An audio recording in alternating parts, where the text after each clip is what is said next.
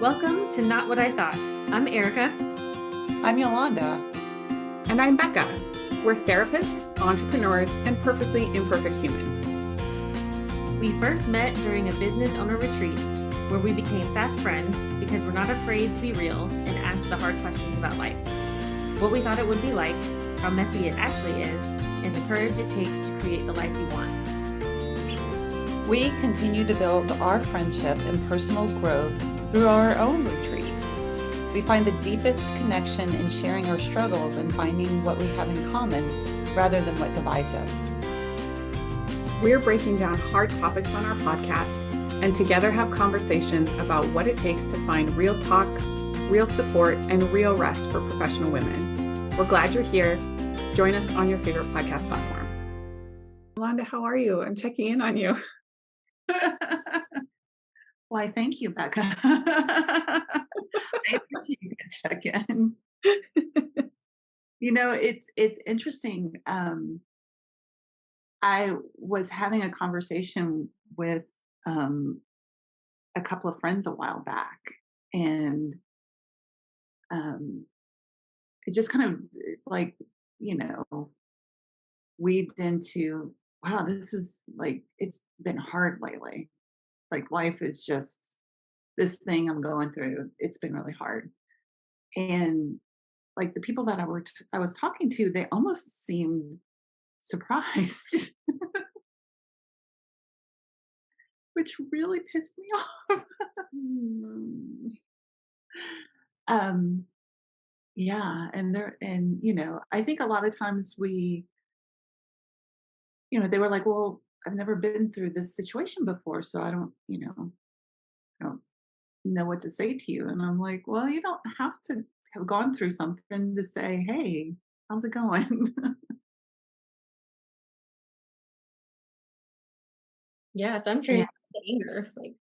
What was The that? anger. Mm-hmm.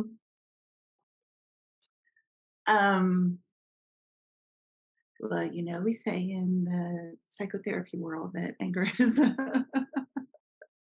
there usually are emotions deeper than the anger. I think a loneliness, just a loneliness in going through something hard, and not feeling like I had these friends, alongside me. It's the hard and the alone. It's yeah. And because checking in on people is so much who I am,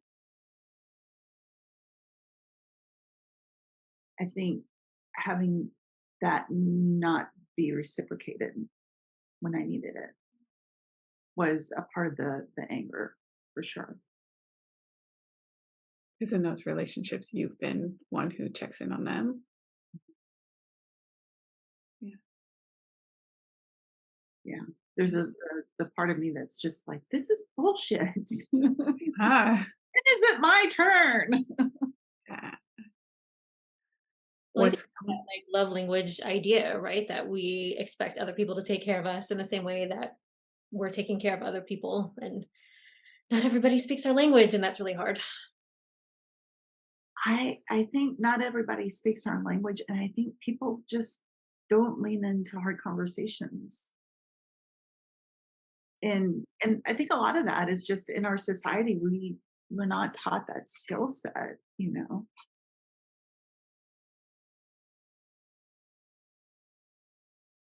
So I think that there is a little bit of that. Seeing someone that you care about in pain is hard.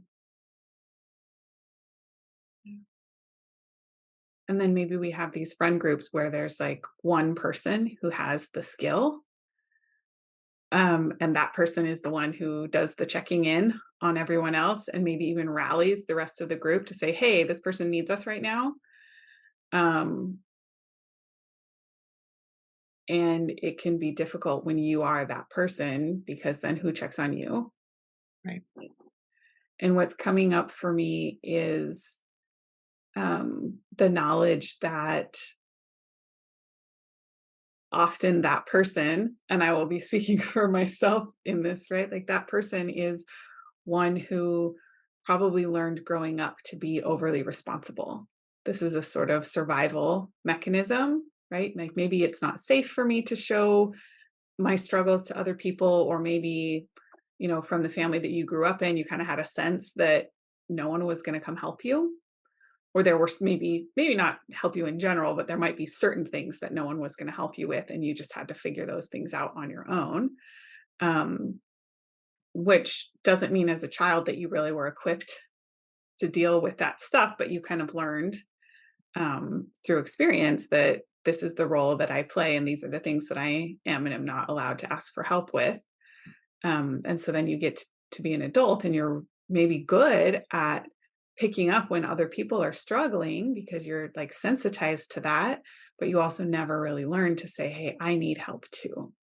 Or maybe when people offer, there's a part of you that kind of like bristles or shuts down or pulls away because it feels unfamiliar, or because people being that close to you when you are vulnerable is um, like paired with hurt or rejection or abandonment in the past. And so it becomes this kind of self-perpetuating thing that you maybe appear strong to other people, but really are suffering and could use some help. Yeah. I think that there is an element of in my past, if I have asked for help, I haven't gotten it. And then also this that like a theme of mine is that I'm too much and my needs are too much and my emotions are too much. So I think part of that is what keeps me from reaching out as well. And then there's the vulnerability of saying like, gosh, I'm in struggle. Mm. That keeps me from reaching out too. Right. Right. I should have it all together. I should have it all figured out, but I don't. Yeah. I've seen this thing come up in friendships as well, where like the person who needs the help maybe waits until they've got it like figured out enough that it feels safe to ask for some help. Or maybe even like, I'm not going to reach out to anyone because I don't know, I can't tell them what to do for me. If that makes sense. Like it's just too vulnerable to show up and say, I'm a mess, I'm overwhelmed, I don't know what to do, here's all my feelings. That's too much. But if I can get myself to a point where it's like, yes, I have been going through a hard time, and here's this very specific thing that I could ask for help on, and it's something that feels safe and that I wouldn't feel, too rejected or whatever. So you get people that are kind of stuck, like, well, what do you need? I don't know. Are you okay? No. Like, well, how can I help you? I don't know. It's like, I can't even show you um, that level of, yeah, just vulnerability and openness, But take struggle. that also is a trauma response in itself, right? Like not being able to be in touch with your need, identify it. Um, Mhm. I definitely know I do that a lot, and I'm trying my best to like figure out what to ask for. And yeah, I just have no idea. Like I can't even get there in my brain because, my needs were not important. And so like now I have no idea how to touch them. Yeah, yeah.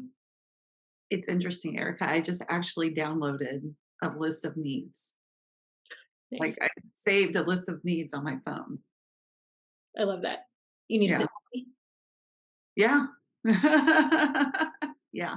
I was like, oh, that sounds like something important for me, for the people I work with. Um, but to be perfectly honest, I think, a lot of times when I'm in struggle, like coming at me from like a fix it place is not what I want and not what I need. I just want to know I'm not alone, right? I just want someone to go, "Oh my gosh, that sucks. I'm here." Mhm.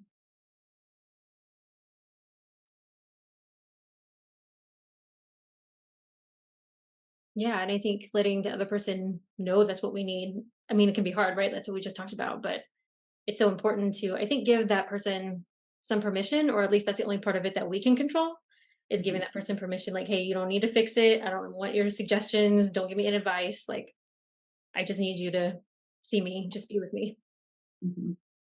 I've gotten better at doing that with my partner. I've gotten better at doing that with my husband, right? Um, I've had more practice with him just due to proximity. Yeah. I think there's this other thing that can happen too. Like, if we think about these things as being a trauma response, it's like when you get into that place, you almost become a younger version of yourself, right? A younger part is there. And depending on how old this pattern is for you, or how old that part is that shows up, like it might be that you really don't know. Like, you could ask me all day long and I couldn't tell you. Um And I think that's where having trusted people around, and really you maybe only need one or two, really trusted people that you could go to. That's, I mean, I think about it almost like caring for an infant or for a very small child. It's like they don't know how to tell you what they need. But as parents, we go through a sort of troubleshooting checklist, right? It's like, is the baby, are they hungry? Are they too hot? Do they need a diaper change? Are they tired? And we kind of, learn their signals or whatever, but we don't have the expectation that a small child, even, 3 or 4 years old, that they're going to know this is what's happening. But because a caring parent has been attentive, it's like, oh, well, I know that they missed a nap earlier and it's been this long since they've eaten. And so this is probably what's going on. Sometimes you need somebody that's just going to step in and say, hey, let me take care of you in this way and see if that'll help. And I wonder what the equivalent of that looks like as in adult friendships. Hey, I'm just a hot mess, Yeah. right? And I can't tell you what I need, but maybe we need a friend who says, I'm going to come over and I'm going to give you a big hug and I'm going to bring some kind of favorite treat and let's see if that helps. Does that sound okay? And you're always allowed to say no, but it's nice to have someone who can step in that way for us. I love that. And as you're talking, I'm like, well, the younger part of me just wants to be like, you should know that I'm struggling. I shouldn't have to say anything. Yeah. You should be able to read my mind. You should be able to just look at me and say, oh, look at you. Let me give you a big hug.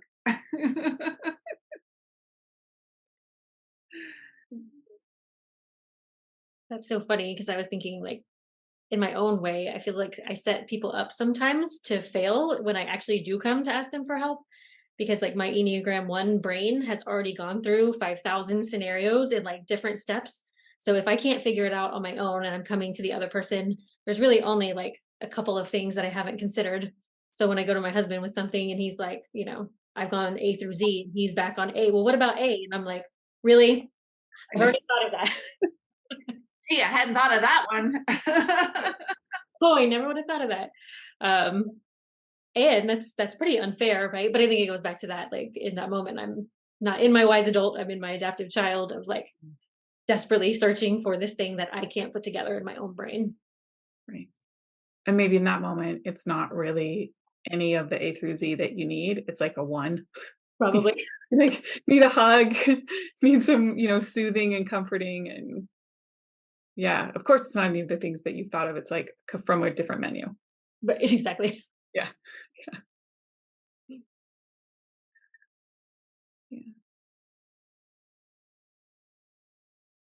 So I know we started this with the idea of like, check in on your strong friends because they're not okay. Um,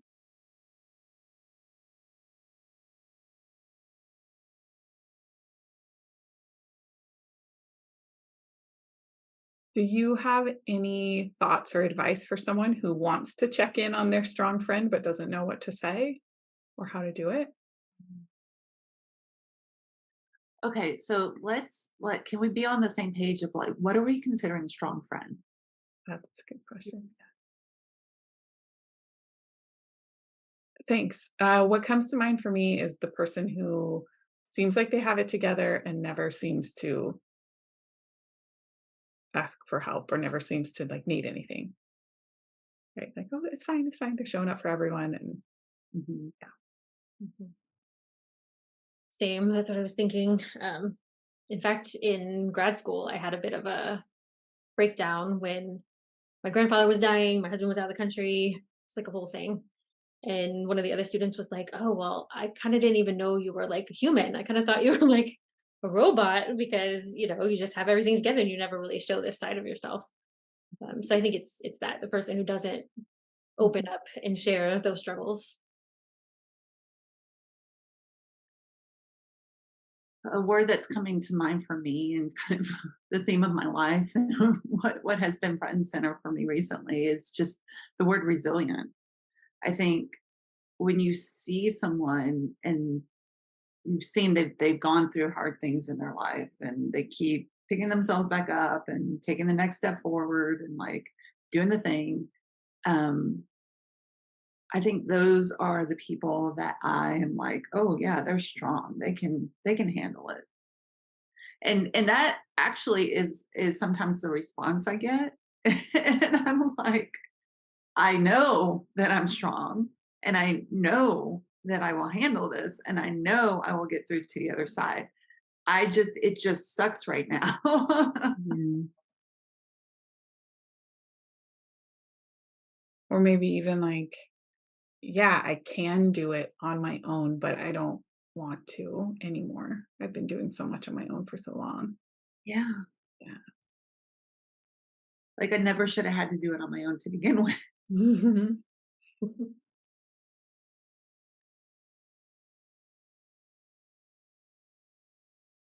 So how would you then check in on that strong friend?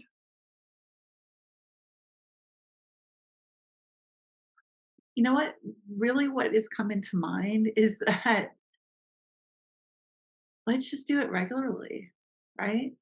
I mean, the 3 of us are connected and as we touch base, it's like, "Hey, how's it going?" And I know from my history of being in your presence, both of you, that you really need, "Hey, how's it going?" Like, you want me to answer honestly, like, you can handle that and you want to know. So to me, it's more of like just a regular, "How's life?" I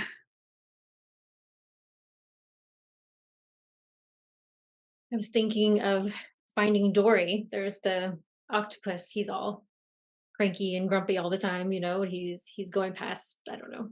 So I think somebody was answering the phone. Anyway, he's like, I don't understand the humans. You ask, how's it going? You say you're fine. Like, newsflash, nobody's fine. That's what I think we can do more of. If somebody says like, okay, fine, or kind of these generic things. Um, I don't know. Can we probe a little bit? Can we push just a little bit to figure out, is there something else happening under the surface? Like, are you really fine? And what does fine even mean? Yeah. I love this just popped into my head. Like, if we ask how's it going, people are going to say fine or good. It's like a script and we know Mhm. how that goes. But what if we just asked a different question? Right? Hey, how's it going? Oh, good. Right. Glad to see you. Whatever. Get the kind of niceties out of the way. And then you ask your friend, um, what's been a challenge lately? What are you proud of? Like, it doesn't have to be only mining for the hard stuff, but if we asked questions that didn't have a rote expected answer, we might invite more open sharing. I love that, and, what's coming to mind for me is, like, the people that I am wanting to connect with and that I need connection with during really hard times in my life, it's not Joe Schmo on the side of the street, like, in theory, our interactions are more than like, "Hey, how's it going? Fine." You know what I'm saying? Like, Yeah. those are the rote replies anyway, um, and also those are the people that I am hoping are going to probe a little bit. If I'm like, nothing to see here, everything's fine. When your voice goes up the octave, then fine. And then those people know when they start interacting with you. The other day, um, just Erica and I had an interchange, and I was like, "Friend," and she was like, "I know something's going on." I know the way you said it. And again, I mean, we've shared space with each other to a point where, um, yeah, we kind of have a sense, I think. And then if any one of us, because we care, if any one of us were to try to push forward with the road, we would press a little bit and say, "Huh, really?" Yeah. A thing that's coming up for me in how do you check on your strong friend, I think is sometimes, well, what's coming to mind is this thing that happened when I was getting ready to move. So I moved earlier this year as part of a divorce. And so it wasn't just a move, it was also like, you have to get all new stuff and, figure the things out and whatever. So I had another friend who had a bunch of stuff for me in her garage that she had been collecting from other people and whatever. It doesn't matter, but there were lots of boxes of stuff in her garage, and she lives about an hour and a half away from me. And I was planning a hike with two other friends who live very close to me, and we were trying to figure out where to go and should we go to this place or whatever. And one of those friends just spoke up and said, "Let's go for a hike that's near where your other friend is so we can stop by and pick up that stuff for you." And everything in me was like, "No, no, let's not do that. That's not what you want to spend your time doing, right? You want to spend your time going on a beautiful hike. Like, you don't want to help me pack up whatever." And the hike that we chose wasn't actually that pretty. Honestly, I wouldn't go do it again. But my friend there knows that I'm a person who's going to be like, "It's fine, I'll handle it. I'll just do it on my own." And she was like, "No, really, Becca, I want to do this for you. Like, I want to make this easier. I'm thinking about if I was in your position and knew that I'm moving in 2 weeks, that would stress me out to have that not done. So we're just going to go do that for you." And so we went on the ugly hike and we packed up her car full of the stuff that my friends were giving me. And it actually was a really nice relief. I was glad that I accepted the help, but I was never going to say, "Hey, could we go do this?" Because it would be real convenient for me. So I think sometimes that can be a thing too. If you see that there's a need and just, have the relationship with the person, obviously, enough to kind of push it. I love Yeah. I love that too. Yeah. I'm actually thinking to hurricane recovery when we do have hurricanes here. That's actually one of the first tips that they give you if you're if you didn't get damaged is to just show up, help people like muck their house, bring food, bring gift cards, like don't ask what they need, just start bringing stuff and then just start getting stuff done because it's too overwhelming. Mhm, mhm.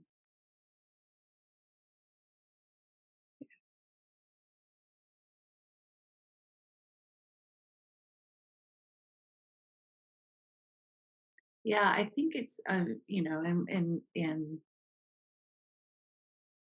kind of going back to the story that I opened with, it's like we don't have to have the same experience to know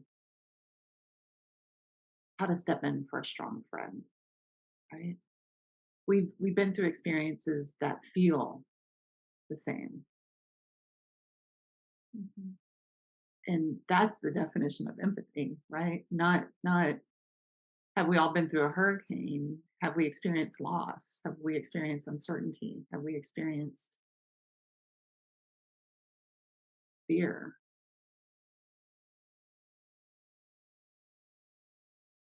How can I put myself in that space to say, what what is it that I want and need when I'm feeling that way? And give it a best shot, because you know what? If someone shows up to me like that, I'm not gonna be like, "Well, that's not what I needed." Oh, that is so true. So I was thinking we might not always get it right, but at least we tried. Yeah, and if really the if underneath all of it is helping someone that we care about know that they're not alone,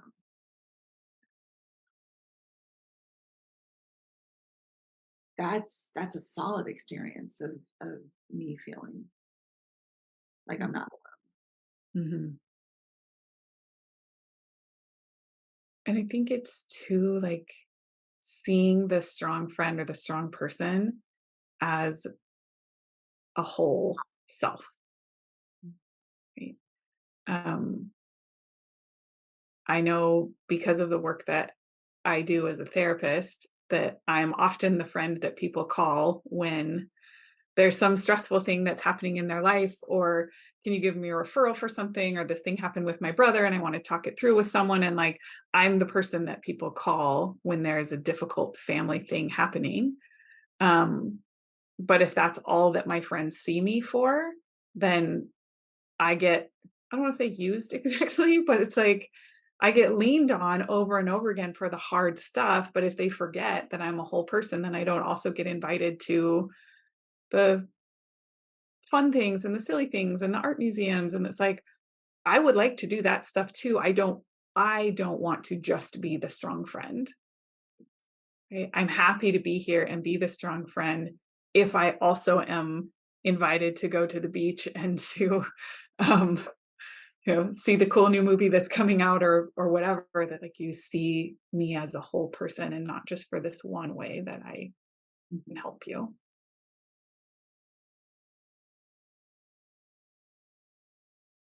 I love that too. I think I think people don't necessarily realize that the strength comes at a cost. Mhm. What's the cost? Can you articulate it?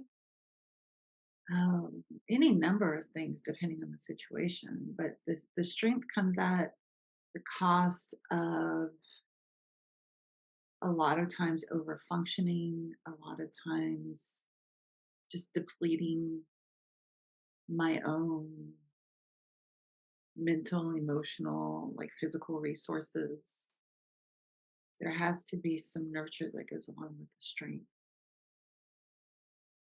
And my work has been to meet myself with that nurture. Like that's an area that I have grown in and I continue to grow in. Continue That's my work. Um, and also I need to be met with the nurture externally too. Yolanda, what does your heart know to be true? My heart knows that it can both handle anything and it needs a soft place to land simultaneously. Mm.